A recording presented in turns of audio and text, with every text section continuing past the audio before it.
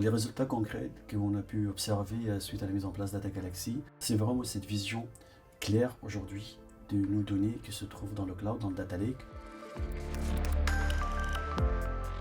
Je m'appelle Georges Boutros, donc je suis responsable secteur data chez Arte et on travaille avec Data Galaxy depuis 2021.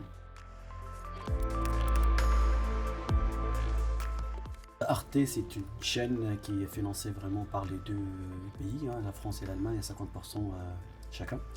Et la particularité d'Arte, c'est que, comme je disais tout à l'heure, c'est une chaîne franco-allemande, donc toutes nos émissions sont diffusées en français et en allemand obligatoirement.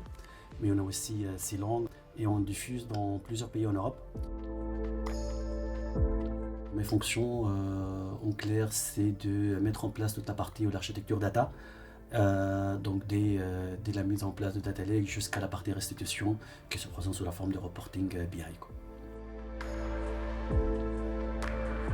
Du coup, les enjeux data chez Arte, c'est vraiment fidéliser nos utilisateurs ainsi que nos téléspectateurs, c'est de comprendre le parcours utilisateur, ce qu'on appelle dans nos projets l'excellence numérique, c'est de bien suivre nos utilisateurs, soit sur le web, soit les téléspectateurs au niveau de la chaîne ou de la diffusion podcast.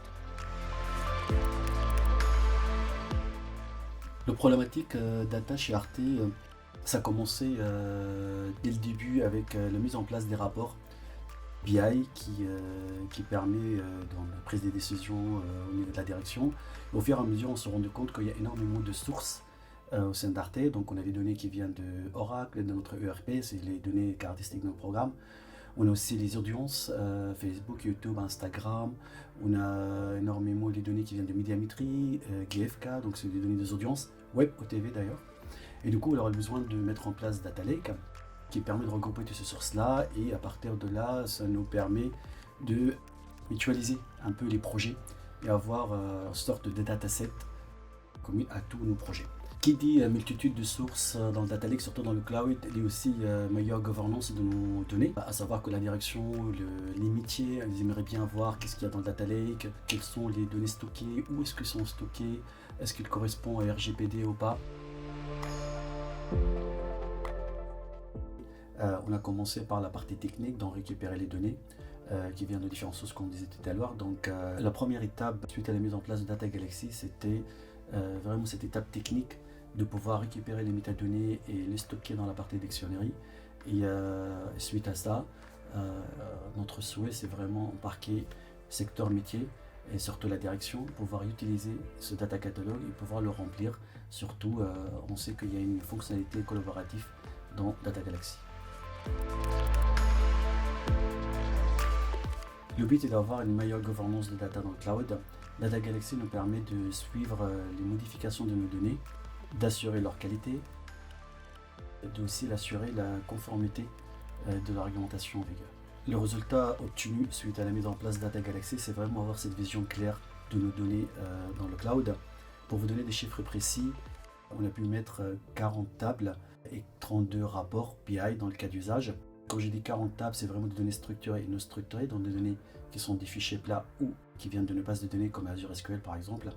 Les rapports, on a pu les détailler, définir les différentes pages, les différentes KPI et surtout se rapprocher un peu plus du métier parce que ça leur parle un peu plus. Ça permet aussi de définir les différents cas d'usage version métier et bien mettre en place la structure pour remplir les glossaires et aider les métiers à avancer dans le catalogue.